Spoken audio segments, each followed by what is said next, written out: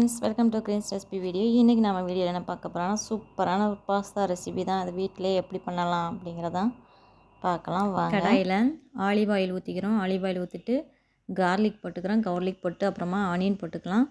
Onion போட்டு vegetables என்னெல்லாம் add பண்ணணும்னா மஷ்ரூம், கேரட், பீன்ஸ், ப்ரக்கோலி, அப்புறம் பேபிகார்ன், கேப்சிகம் பார்த்திங்கன்னா க்ரீன் அண்ட் ரெட் கேப்சிகம் ரெண்டுமே ஆட் பண்ணியிருக்கிறேன்.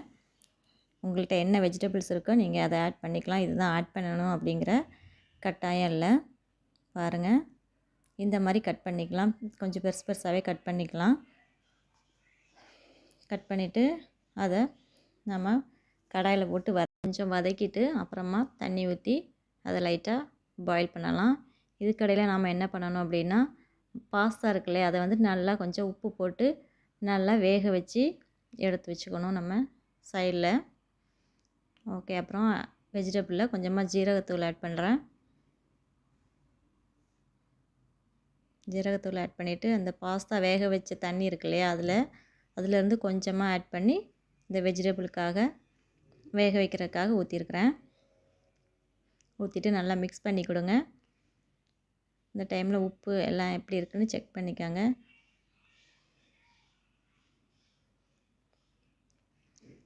அப்புறமா நான் இந்த சாஸ் ஆட் பண்ணி தான் நான் இன்றைக்கி பாஸ்தா செய்ய போகிறேன். உங்களுக்கு வீட்டில் எந்த சாஸ் இல்லைனாலும் பரவாயில்ல, தக்காளியவே நல்லா மசிய வதக்கிட்டு பண்ணிங்கன்னா இந்த டேஸ்ட்டு கிடச்சிரும். இப்போது நம்ம வேறு ஒரு கடாய் அடுப்பில் வச்சுட்டு கொஞ்சம் ஆலிவ் ஆயில், அப்புறம் கடாயில் கொஞ்சம் பட்டர் ஆட் பண்ணிக்கலாம்.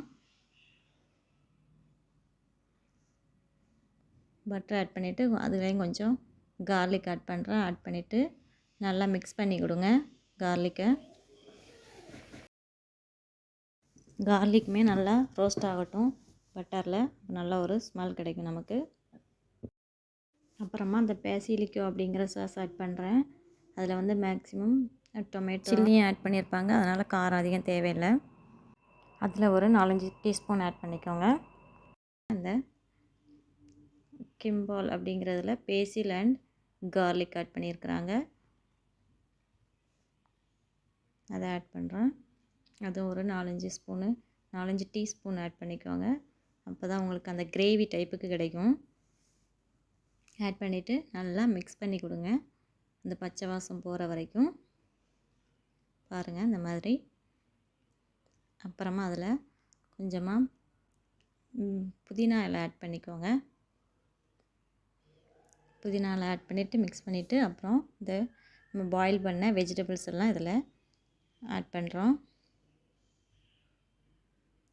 இந்த மாதிரி ஆட் பண்ணிவிட்டு நல்லா மிக்ஸ் பண்ணிடுங்க. அப்புறமா நம்ம வேக வச்ச பாஸ்தாவே ஆட் பண்ணியிருக்கிறோம். ஆட் பண்ணிவிட்டு ரெண்டையும் சேர்த்து நல்லா மிக்ஸ் பண்ணி கொடுங்க.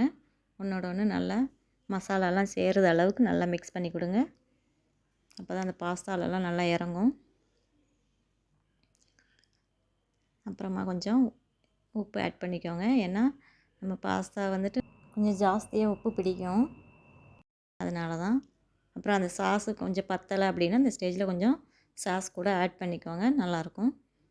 உங்களுக்கு பத்தலை அதனால் ஆட் பண்ணியிருக்கிறேன். அப்புறமா க்ரீம் ஆட் பண்ணியிருக்கிறேன். அல்மராய் க்ரீம் இருக்குது இல்லையா, ஃப்ரெஷ் க்ரீம், அதை ஆட் பண்ணுறேன். அதில் ஒரு 3/4 பாக்ஸ் ஆட் பண்ணுங்க போதும். ஆட் பண்ணிவிட்டு அதையும் நல்லா மிக்ஸ் பண்ணி கொடுங்க.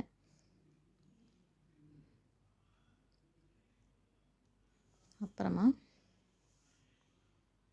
காரத்துக்கு வந்து பெப்பர்லாம் போட்டிருக்கிறேன். அப்புறமா கொஞ்சம் மின்ட் ஆட் பண்ணிக்கோங்க. மின்ட் ஆட் பண்ணி ஃப்ரெஷ் டொமேட்டோ ஆட் பண்ணிக்கோங்க. அது வந்துட்டு அப்படி சாப்பிடும்போது நமக்கு மேலாப்பில் இருக்கணும், அப்போ நல்லாயிருக்கும். அப்புறமா கொஞ்சம் ஸ்ப்ரிங் ஆனியன் போட்டுக்கோங்க. ஸ்ப்ரிங் ஆனியன் கொஞ்சம் நிறையவே போட்டுக்கோங்க, டிஷ்ஷுக்கு நல்லாயிருக்கும். போட்டு நல்லா மிக்ஸ் பண்ணி கொடுத்துருங்க. பாருங்கள், நமக்கு ஹோட்டல் ஸ்டைல்லே இருக்கும். டேஸ்ட்டுமே ரொம்ப சூப்பராக க்ரீமியாக இருக்கும். நல்லா இந்த நம்ம அல்மராய் க்ரீம் வேறு ஆட் பண்ணியிருக்கிறோம்ல, அதனால் ரொம்பவே சூப்பராக இருக்கும். பாருங்கள், நம்மளோட பாஸ்தா இப்போது தயாராகிட்டு எவ்வளோ சூப்பராக இருக்குன்னு பாருங்கள். அதுக்கு மேலே கொஞ்சமாக சீஸ் தூவிக்கோங்க. எந்த சீஸ் வேணாலும் நீங்கள் தூவிக்கலாம், உங்களுக்கு இஷ்டமான சீஸை தூவிக்கோங்க. ரொம்ப சூப்பராக இருக்குது பாருங்கள், என்ன ஒரு டெக்ஸ்சரில் இருக்குதுன்னு பாருங்கள். பாருங்கள் ஃப்ரெண்ட்ஸ், நீங்களும் இது மாதிரி வீட்டில் செஞ்சு சாப்பிடுங்க. பாய். அப்புறம் இந்த ரெசிபி பார்த்தீங்கன்னா என்னோடய ஹஸ்பண்ட் தான் குக் பண்ணிகிட்ருக்காங்க. இந்த வீடியோ உங்களுக்கு பிடிச்சிருந்தா சப்ஸ்கிரைப் பண்ணுங்கள், ஷேர் பண்ணுங்கள், கமெண்ட் பண்ணுங்கள்.